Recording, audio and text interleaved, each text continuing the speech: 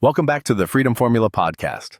Today, we're diving into a topic that's been on every entrepreneur's mind, how to turn your side hustle into a full-time income.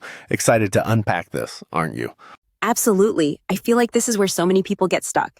They know how to make a little money online, but scaling, that's a whole different ballgame. Where should we start? Let's kick things off with mindset. It's the foundation, right? The difference between treating your hustle like a hobby versus running it like a business. What do you think is the biggest mindset shift people need to make? Honestly, it's consistency. You can't show up once a week and expect full-time results. It's about showing up daily, tracking progress, and treating every customer interaction like it matters. But let me ask you, how do people actually get into that mindset? Great question. I think it starts with small habits. Set a schedule, commit to your goals, and remind yourself why you're doing this. And speaking of goals, what's your take on setting milestones for scaling income? Milestones are key. I like to think of it in phases. First, hitting consistent 1K months, then scaling to 5K and finally pushing past 10K. But each phase requires a different strategy. Shall we break it down? Let's do it. Phase 1 is mastering sales and messaging, right? This is where you're locking in that 1K consistency, posting short-form content, engaging with your audience, and using clear CTAs. Which one of those do you think trips people up the most? Definitely engagement. People underestimate how much replying to comments and DMs can drive sales. It's time-consuming, but it builds trust. And once you've mastered that, phase 2 is all about automation. What's your go-to tip for setting up an automated lead system? I'd say keep it simple.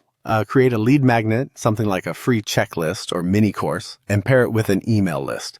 People overcomplicate this step, but it's really about nurturing leads without burning yourself out.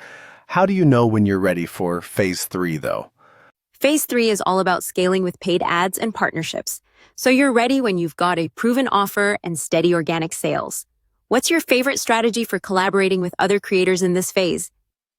Guest podcasts are my favorite. They're such a natural way to tap into someone else's audience while building credibility. Plus, they're fun.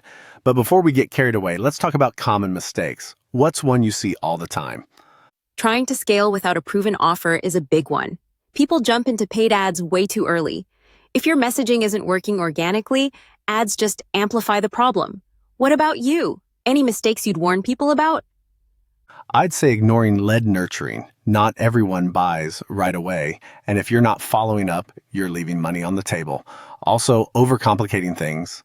Success often comes from mastering the basics, not chasing shiny objects.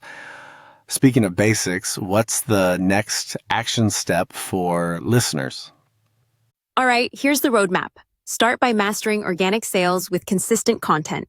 Then set up lead automation to work smarter, not harder.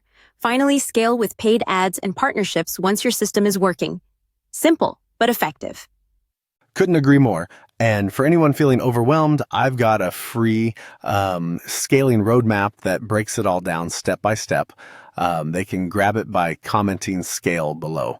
Any final advice for the listeners? Just this, don't overthink it. Progress comes from action, so start small and stay consistent.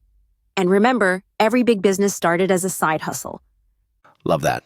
Well, that's a wrap for today's episode. If you found this valuable, subscribe, leave a review, and share it with someone who needs to hear it.